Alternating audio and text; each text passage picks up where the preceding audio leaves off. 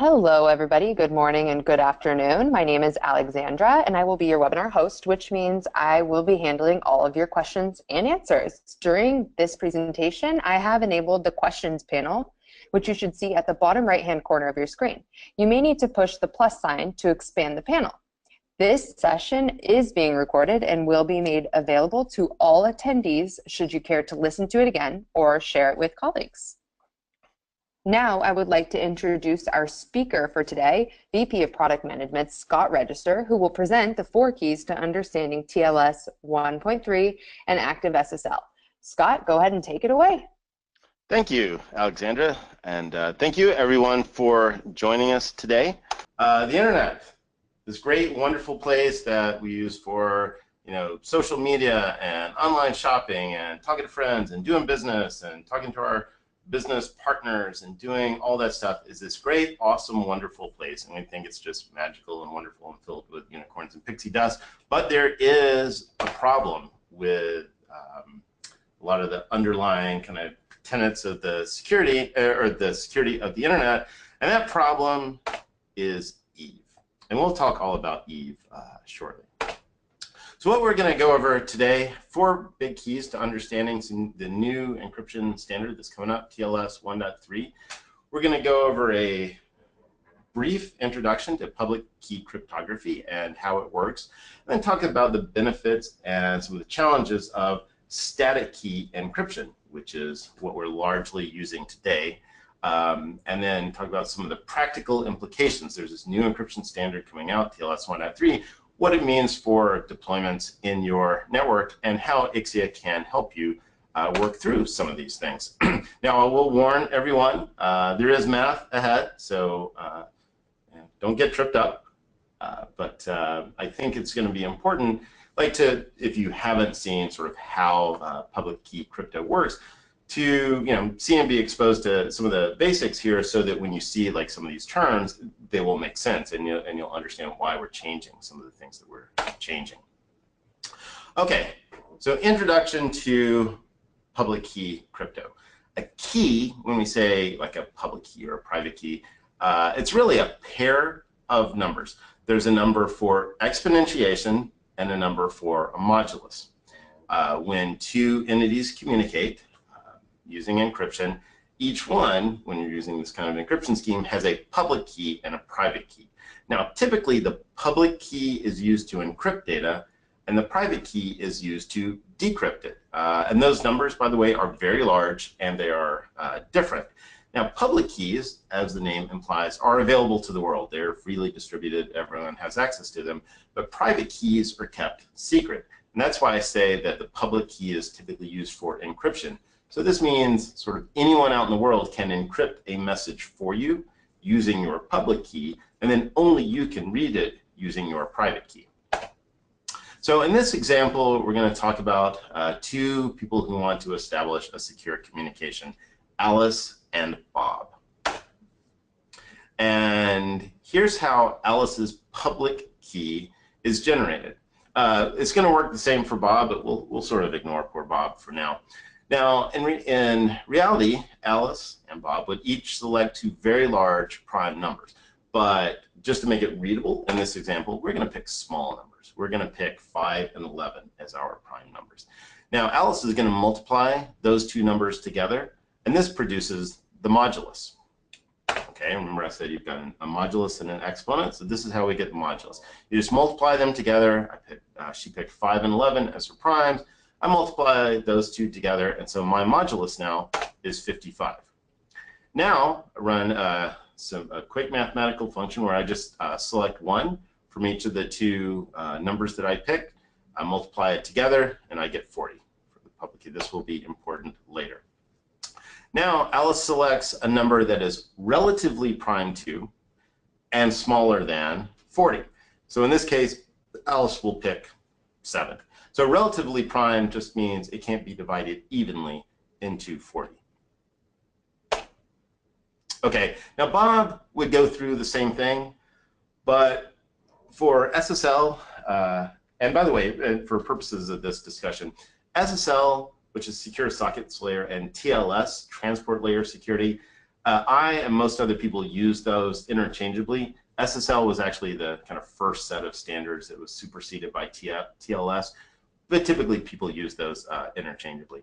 And in SSL, really only the server matters. The server is the one with the well-known, public key, and so Alice in this example is going to be the server. So we really only care about her. So her public key pair is 7 and 55. Exponent 7 modulus is 55.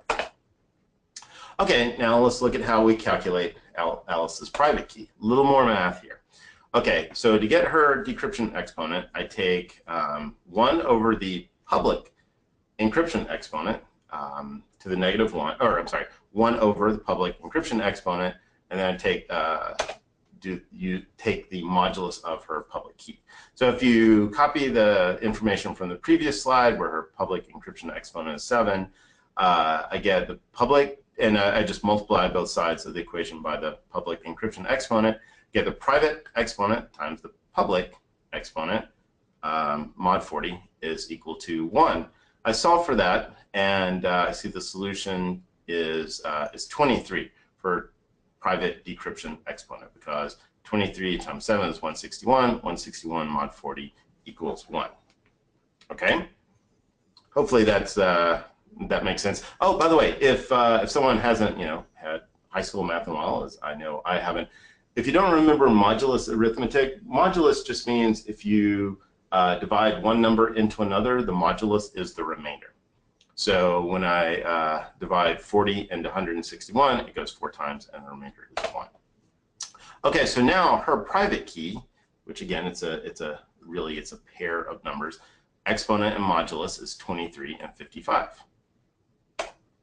Now, something important to note here, the public and private key are symmetric. That means I've got different numbers at either end. The private key is not the same as the public key. The private and public are different, as opposed to symmetric key, which we'll talk about a little bit later. So here's an example where Bob wants to send a message, in this case, the number 2 to Alice. So remember, we encrypt with a public key, and we decrypt with a private key. So her public key encryption exponent is 7, her private key exponent is 23, and the modulus was 55. So for Bob to encrypt his message, he takes that plain text, which is the number 2, he raises it to the public encryption exponent, which is 7, and then he takes the modulus of that by 55. So that's 2 to the 7th mod 55, that's 128 mod 55. So if you divide 55 into 128, you get 110 with a remainder of 18. So that is the encrypted message that he sends to Alice. Okay, now, and this to me is really where the magic is. Decryption of that message is really simple, and it's basically the inverse. So to do the decryption, I take that encrypted message, the ciphertext, I raise it to the private decryption exponent, and then I take the same modulus. So that's 18 to the 23rd power, mod 55, and you'll have to trust me on the math on this one. So 18 to the 23rd, mod 55 is that big number, mod 55. Basically, you divide 55 into that number, and you get a remainder of 2. So boom, Bob's your uncle, or at least Bob's your communication partner. Bob has successfully encrypted a message, sent it to Alice. Alice was able to decrypt it. All right, so that is a quick example of how public key cryptography works, which means there's a public key, there's a private key. You use one key to encrypt, the other key to decrypt. And even if someone is watching that exchange, they can't read the number 2, right? Because they don't have those keys, and so they can't. Even though the two communicating entities, Bob and Alice, may be talking over an open, insecure channel. Someone who's just observing that exchange can't figure out what they're doing, can't read that number 2. So that's a pretty big deal. However, there's a lot of math involved in that. There's a lot of computation that's involved in every message if you're doing all that work. So in practice, what we do with that public-private key setup is we really just use that to establish what's called a session key. And a session key is symmetric, which means we use the same number at either end. So we go through the exchange that we just went through, and basically you could use 2 in that example as your symmetric key, and so we'll use the number 2 to encrypt and decrypt. We'll use that as the key to encrypt actual data in transit. Okay, so that key exchange that we went through is really used in practice to establish this symmetric session key, because that's again encrypted with Alice's public key and then decrypted with her private. Okay, and again, Alice's public key, well known, advertised to the world. Bob can encrypt something with that, send to her, and she can decrypt it. Okay? Now, back to Eve. Remember the first slide, we talked about Eve. So here's the problem that Eve sort of poses to the internet. So as we discussed, when Alice and Bob communicate, their actual traffic, the actual payload, the context of their email, their communication, is encrypted with a symmetric session key. That session key, again, is secured with Alice's public key and can be read with her private key. Well, what happens if Eve happens to get a copy of Alice's private key? Well, she can decrypt any communications they have because they're using static keys, right? That the math that we went through would be the same anytime Alice and Bob talk. And in fact, anybody who's talking to Alice, a whole exchange, figure out what the key is, and then could read that Bob and Alice, or Frank and Alice, and anyone else and Alice happen to talk about, because she can decrypt it. She doesn't have to interfere with the communication. She can just watch it go by and decrypt it on the fly. Now, in some ways, having those static keys is actually very convenient. Let's say that you are a bank and you want to maintain a separate audit trail or log of all transactions to your web server, to your e-commerce server. Because if that server is compromised, well, you can no longer trust the logs on it, because a hacker could break in and then modify the logs.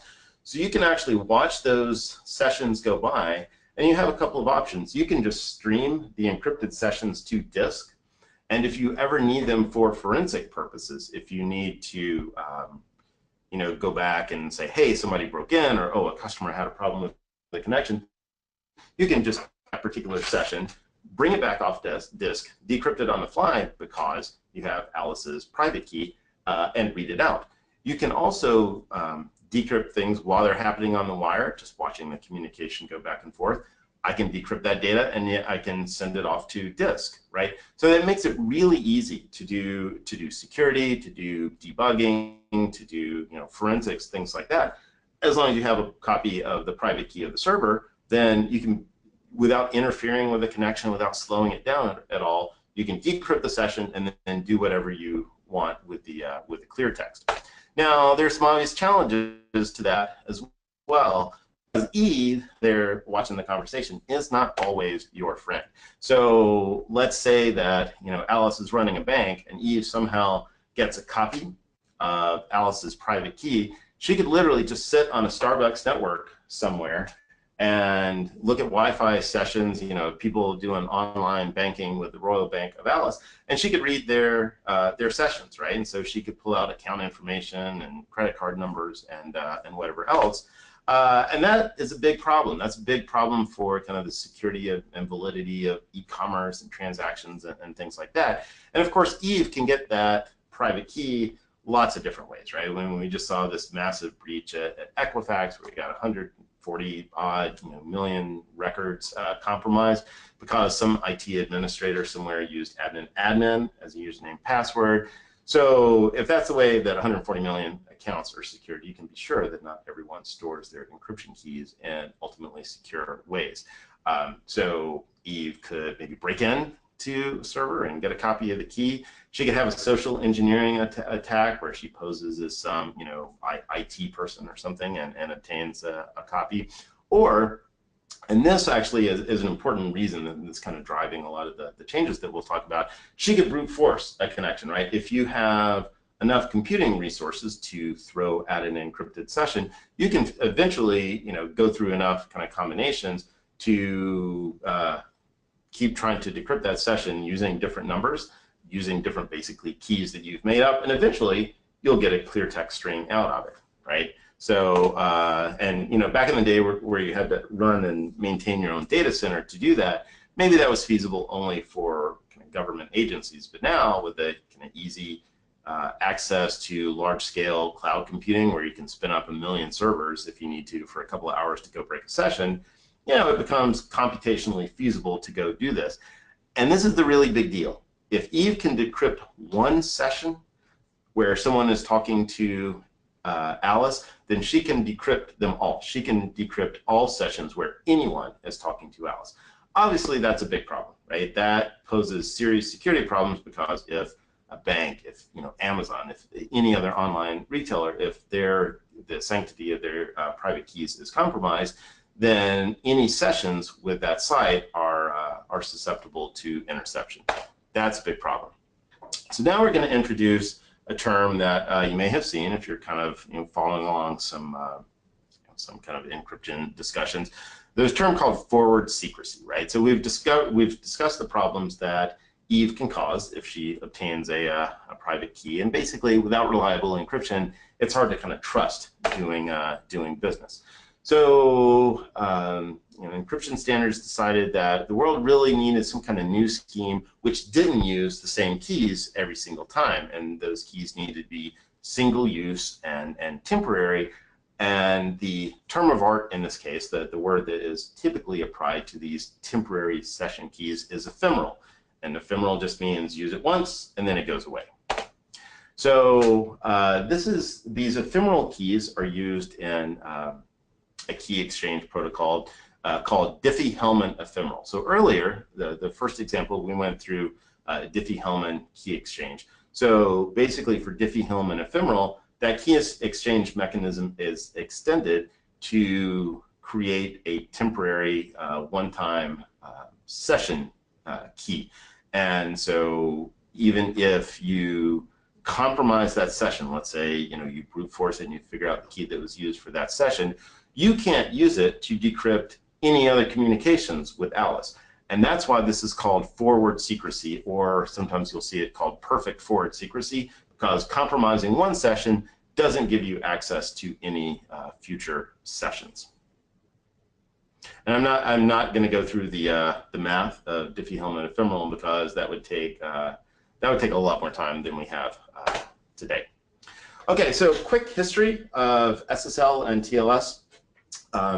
As you can see, the internet has been through several revisions of encryption standards, and basically a new version will be released, and after it's out for a while, security researchers and hackers and everyone else do their best to try to find exposures or weaknesses in either the key exchange or some of the actual ciphers, like the things that are used to turn like the plain text into bits using the keys. And whenever weaknesses, enough weaknesses are found, or perhaps people find faster way of doing things, they introduce a new standard. And occasionally, when enough serious weaknesses have been discovered in a particular encryption standard, then it is deprecated. And when it's deprecated, that just means basically it's no longer supported. You're no longer sort of allowed to call communications secure if they're using those really old standards. And that's what's happened to, like I said, as recently as the SSL 3.0 standard, which was deprecated in 2015. The original SSL 1.0 standard was kind of released and sort of immediately deprecated, because immediately upon publication we found lots and lots of weaknesses in it, so that was quickly replaced with the SSL 2.0 standard. And again, just recapping, the terminology SSL and TLS being transport layer security, those are typically used interchangeably, but now if you say SSL, what you're really meaning is TLS, which is just it's a slight expansion of the SSL spec to handle more types of connections. Then there's a new scheme which is currently in draft mode, and that's the TLS 1.3 spec. And that's what we're really talking about here, is the move to TLS 1.3, and ephemeral keys. So the big change here, and by the way, the ephemeral keys, those temporary session keys, the kind of technology that the standards to support that have been around for a while, but they just haven't been largely deployed in practice. But at least the TLS 1.3 draft, which is currently being circulated, only supports the use of key exchanges with ephemeral keys. So if you're using static keys, that's not even part of the TLS 1.3 spec. There are some other changes in TLS 1.3. There's a big performance improvement. So if you are visiting a website that you have visited before, then the initial key exchange setup will happen faster. So that's kind of a nice bonus. And if you look at the, if you, go online and read the spec, you'll see in many ways the TLS 1.3 spec is actually a lot simpler or shorter than, let's say, the 1.2 spec, because TLS 1.3 removes support for a lot of older, less secure, again, key exchange mechanisms and ciphers. They've been shown to be, insecure, unsafe, easily cracked, etc. So they're just removed from the spec. So basically, if you're supporting TLS 1.3, you can no longer use those. So what does this mean for, let's say, IT and security deployments? What does this mean for Eve and you?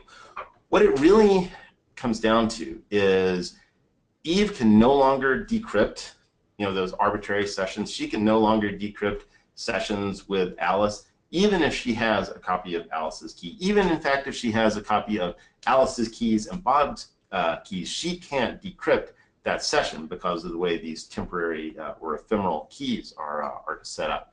And that means if Eve wants to inspect a connection, and Eve can be, good or bad, can be for security purposes, could be a bad guy, whatever, Eve has to actually sit in the middle of that SSL connection. So two terms that are commonly used to describe Eve's sort of role in the network here: man in the middle or an SSL proxy. Often the phrase man in the middle is kind of a pejorative term. It's typically or often used if you're talking about doing this for sort of nefarious purposes, and it's an SSL proxy if it's something that you buy and deploy yourself. Basically, the way it works is that Bob trusts Eve. Bob trusts the encryption keys that are installed on Eve. So when Bob wants to talk to Alice, he explicitly communicates with Alice through Eve. So there's an encrypted connection, the kind of key exchange that we just talked about, although perhaps using ephemeral keys, between Bob and Eve. And then Eve goes and creates a new connection to Alice. Alice responds, and Eve responds back to Bob. So there are these independent sort of pairs of encrypted connections between one endpoint and a proxy, and then between that proxy and the ultimate destination. And then it's the responsibility of the proxy to basically stitch these connections together.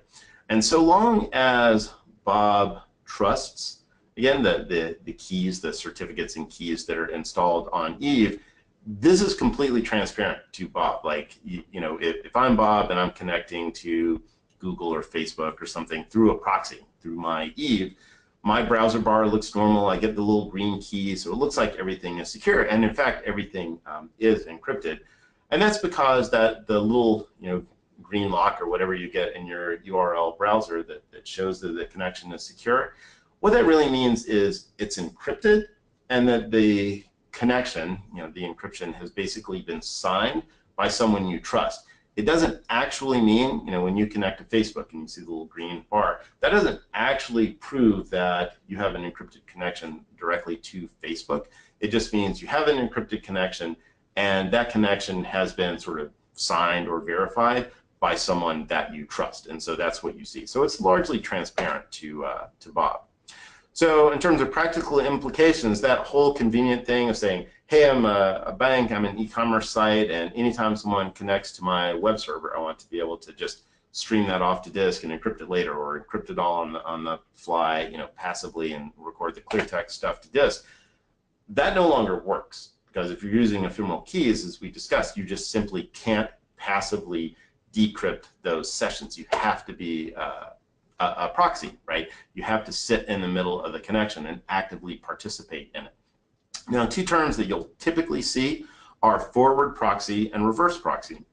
A forward proxy means I have users on my network, and those users are going out to the internet, right? And so maybe I want to make sure that my users aren't downloading malware into my network, or I want to be sure that users aren't maybe leaking sensitive information out, or maybe I'm concerned about some kind of malware infection on my network and it's phoning home out to external servers and using encryption in some cases, and I want to inspect that so I can see what's going on. That's a forward proxy, as opposed to a reverse proxy, which you deploy when, let's say, there are users out on the internet, not your employees, but users, and they're connecting into a server that you own. So that the reverse proxy sits between your servers, your e-commerce or whatever, your web servers, and users connect in from the internet. They go through that proxy, and some names that are common in the space, like F5 and A10, that will combine functions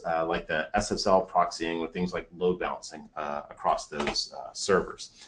Now, some security devices, UTMs and firewall devices and such, will have built-in SSL proxy support. So if you're deploying a single firewall or UTM device or something like that, there are some of those which will do the decryption and re-encryption themselves, often at a heavy performance penalty. Like there's a published NSS report that shows you get performance degradation of up to like 85% if you're doing this on your firewall and it doesn't have dedicated crypto hardware. But certainly there are some that that will do this. But the real problem with kind of doing decryption and re-encryption, this proxying on your security devices, occurs when you have more than one inline device. Obviously, a security best practice is to deploy what we call defense in depth, which means you may have a firewall and an IPS, or a firewall and an IPS and a DLP, like a data leak or data loss prevention device. And so you've got, every packet, let's say, has to go through multiple security devices on the way from, a user out to the internet, or vice versa. And if each of those is doing its own encryption and decryption, there are two big problems. One is performance. Obviously, if you have to wait for all this, kind of SSL handshaking between me and my firewall, and then the firewall and the IPS, and then the IPS and the DLP, and then the DLP on the external side, that's going to impose a significant performance penalty, right? And I'll have latency issues for connection setup, I'll have throughput issues, things like that. Also, it causes some challenges for security policy. Let's say that on your firewall and you're dealing with encryption, you want to set a policy that says, hey, users on the inside of my network can't even talk to an external website if it's using weak encryption. Let's say it's using 128-bit keys or something like that. Well, if the firewall is connected directly to the internet, fine, but if it's got to go through an IPS and some other device, it may not have real visibility into the kind of encryption that's used out on the internet. So that means you can't write security policy relevant to encryption on that device. So those are two of the big challenges with trying to do encryption on individual security devices when you have more than one. So it's much more efficient from a performance perspective, and also better from a policy perspective to deploy a single decryption device that can basically do decrypt once, inspect many. So something that can offload the encryption from all those security devices, let them all do their thing, and then re-encrypt the data and send it on its way.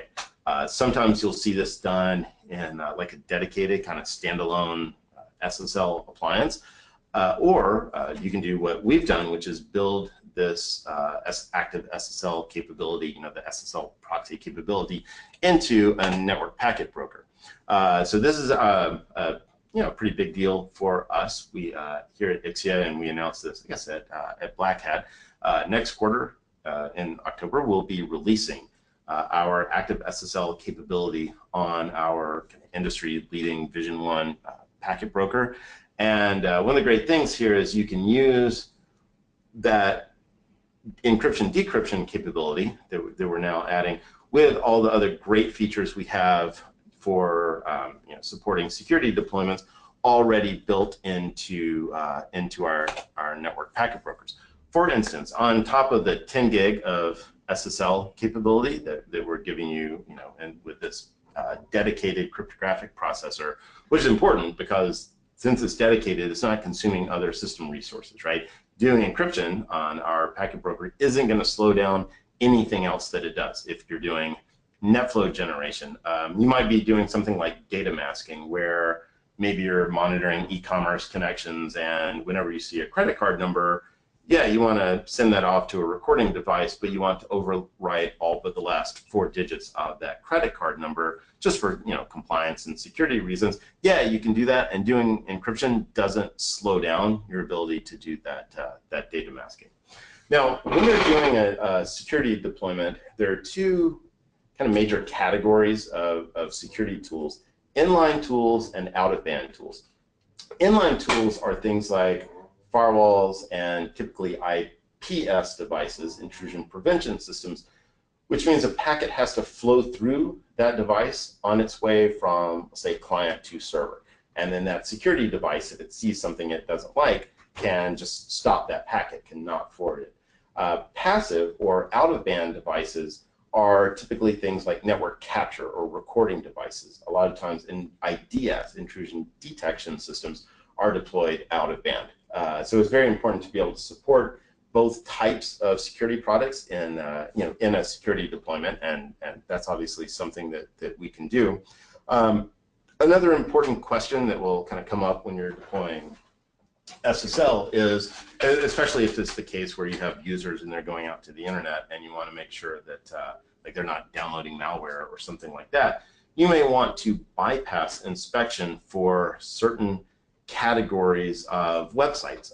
Maybe just for privacy issues, you want to say, hey, don't inspect healthcare traffic or don't inspect banking traffic for my employees, just because you're concerned about sort of a breach of privacy, right? So you say inspect everything else, run it through my malware engine, my whatever. But if it's those sites, then leave the connections encrypted. Now, if any of you are familiar with Ixia or previous Anui packet brokers, you know that ease of use, kind of a really easy to use UI, is one of our real hallmarks, and we continue that certainly with our SSL appliance. So a typical deployment for a security deployment, well, it's sort of something like this, where you'll have multiple security tools, again, firewall, IPS, data leak prevention, maybe a threat intelligence gateway, all plugged in. And one of the reasons that it's really nice to have this SSL capability built into something like a packet broker, especially one with really good support for security deployments, is the ability to kind of flexibly support and route traffic. Let's say that you have a 3 gig internet pipe and your IPS, your intrusion prevention systems, can only run at 1 gig each. Well, you might need the ability then to load balance traffic across all of those. And if one of them fails, you want to be able to take that device out of the rotation. And let's say you upgrade your pipe to 4 gig. You don't want to do a forklift upgrade where you throw away all of your IPS systems. You want to be able to just add one more and add it to the load balancing rotation. Ixia has been doing this for a long time, so we've got really good support for that kind of load balancing, including heartbeat support. And a heartbeat packet is basically a specially crafted packet, and we have different packets for different kinds of security devices. And we frequently send these through all the attached security devices. And if that packet doesn't make it through, then we know, hey, that device has failed. So automatically take it out of the rotation. So maybe you're just taking something down for administrative maintenance. You won't need to do a system upgrade. Yeah, we'll detect that automatically, and we'll stop sending traffic to it, and then we'll notice when it comes back up. There's a lot of other kind of features built in or optional on the Vision One platform.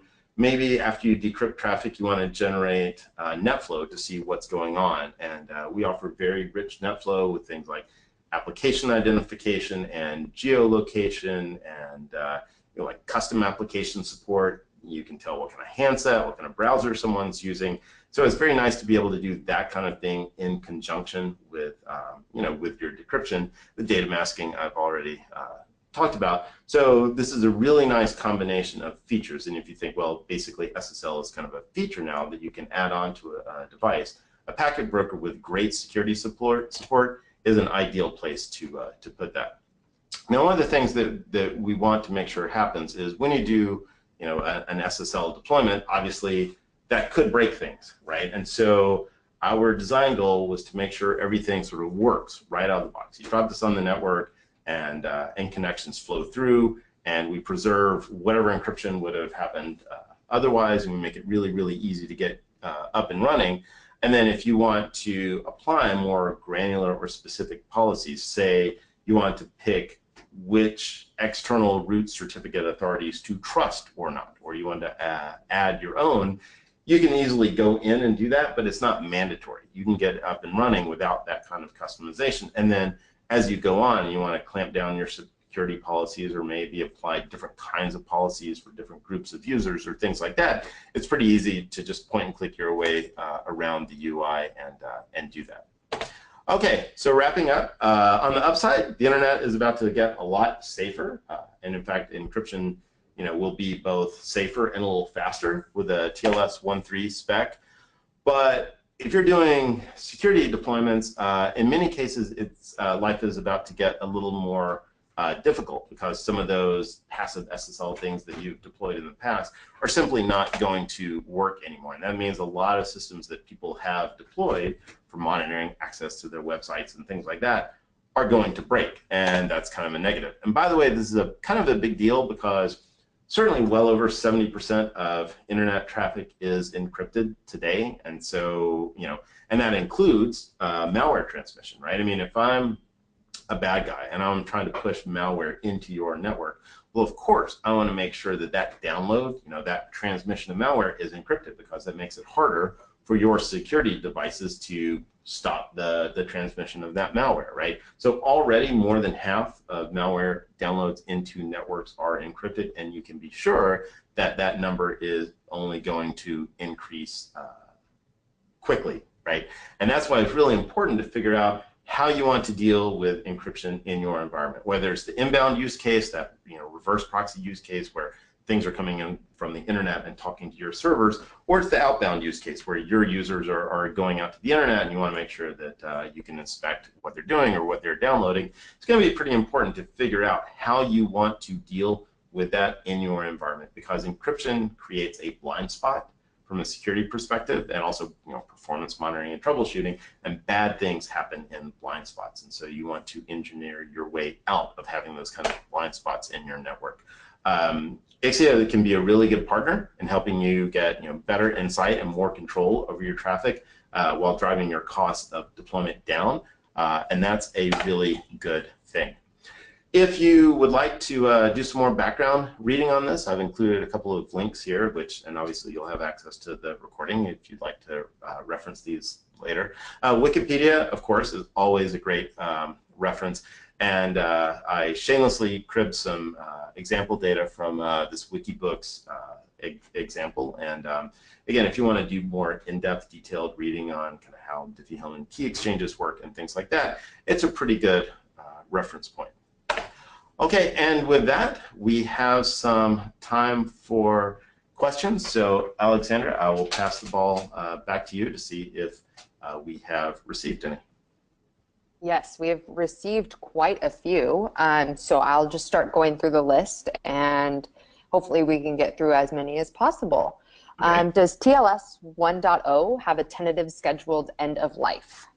So it has certainly not been announced. I mean, if you think back to that slide, typically standards stick around for a while. I think it will probably be some time before it is deprecated. I mean, even though the TLS 1.3 spec won't support static keys, and frankly, I expect the adoption of TLS 1.3 to be fairly rapid, mainly because a lot of the companies who have kind of a vested interest in stronger encryption, and I'm thinking, Google, Microsoft, Apple, just to pick a few, they own both ends of a lot of connections, right? They own the servers and they own the browsers, right? So they own the client side. Browsers are all auto-updating now. You don't ever have to go in and update your browser manually. It just happens, right? So I expect adoption of TLS 1.3 to happen really quickly, whether people kind of plan for it or not. But So that means I expect its use to be very widespread, but that does not necessarily imply that TLS 1.0 will be deprecated soon, if that helps. Awesome. Man in the middle or SSL proxy also means that it will be useless to use a tap to duplicate traffic for analysis purposes. Mm-hmm. Yep. Yeah, if you want to be able to inspect encrypted traffic, you certainly, like today, if traffic is encrypted, if you just have a tap, yeah, you're not going to do anything with it. But if you have a passive SSL decryption device, and honestly, that is also built into our Vision One packet broker, you can hook a tap up to the packet broker. We can do passive SSL decryption and just watch those connections on the fly, and then stream clear text data out. But absolutely, one of the big changes that people will need to plan for is if they want to inspect in traffic which is encrypted with TLS 1.3 and the ephemeral keys, you will absolutely need an SSL proxy in order to inspect that traffic. So yes, that is absolutely correct. Awesome.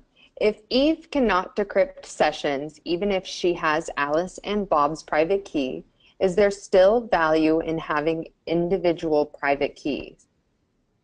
Well, so again, the server keys are important. The client keys are typically not so important.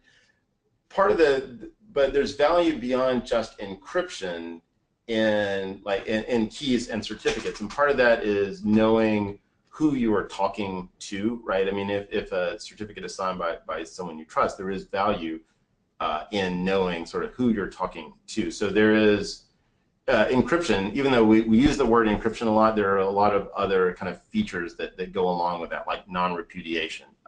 And so, yes, there is value in people having unique keys. And the key exchange that we went through still, like even when you move to ephemeral keys, you're still using that initial key exchange that we went through for the initial connection setup, and that relies on a secret private key and then a published public key. Without that, the whole thing falls apart. So yes, there is definitely still value, and in fact, a hard requirement to have those. Awesome. Can you comment on SuperStack compatibility? Because I have a backbone with Cisco equipment. I would probably have to take that offline, and honestly, I'm assuming that SuperStack is like an Ethernet encapsulation technique.